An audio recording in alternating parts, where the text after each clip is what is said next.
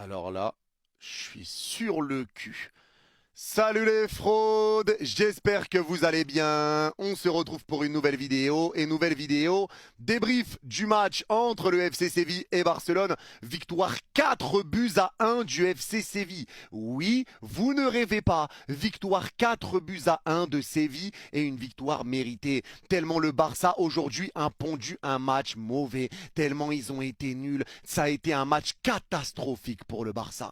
Et ça commence à faire beaucoup de fois cette saison où on se dit c'est le pire match du Barça sous Hansi Flick. Chose qu'on ne se disait pas la saison dernière. Cette saison, c'est déjà arrivé contre Levante, c'est la pire mi-temps sous Flick. C'est arrivé contre le Rayo, c'est la pire mi-temps sous Flick. C'est arrivé contre le PSG, c'est la pire mi-temps sous Flick. Et ça arrive ce soir, c'est la pire mi-temps, le pire match sous Flick.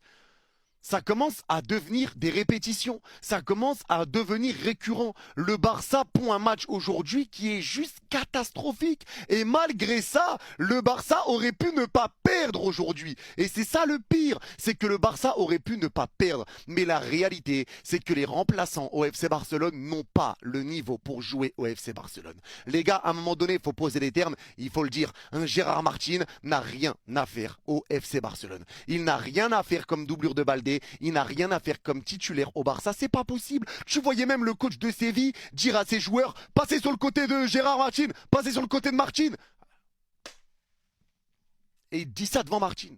Il y a Martin à côté. Regarde le coach. Ouais, lui là, passez de son côté à lui là. C'est atroce. C'est atroce, les remplaçants ne sont pas au niveau, les Dani Olmo et j'en passe, c'est trop, il y a beaucoup de problèmes dans ce Barça.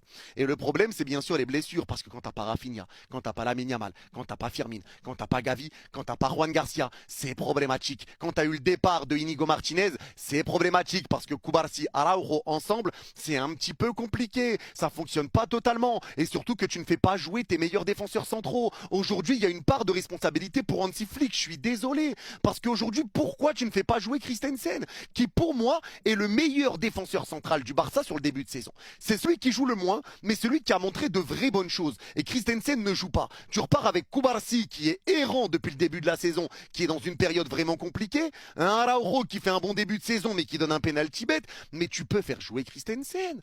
Tu peux faire jouer Christensen, pourquoi tu le mets sur le banc? Aujourd'hui, tu repars encore avec Dani Olmo numéro 10, alors que Dani Olmo, c'est une catastrophe sur pattes. Il fait un bon match sur 8. Aujourd'hui, le bon choix, c'était de partir en 4-3-3 avec Casado au milieu de terrain. Il fallait rajouter Casado. Tu as beaucoup d'absence. Tu savais que Séville allait te rentrer dedans. Tu savais que Séville allait jouer. Il fallait mettre Casado aux côtés de Jong et avec Pedri peut-être un cran plus haut. Même si Pedri n'aime pas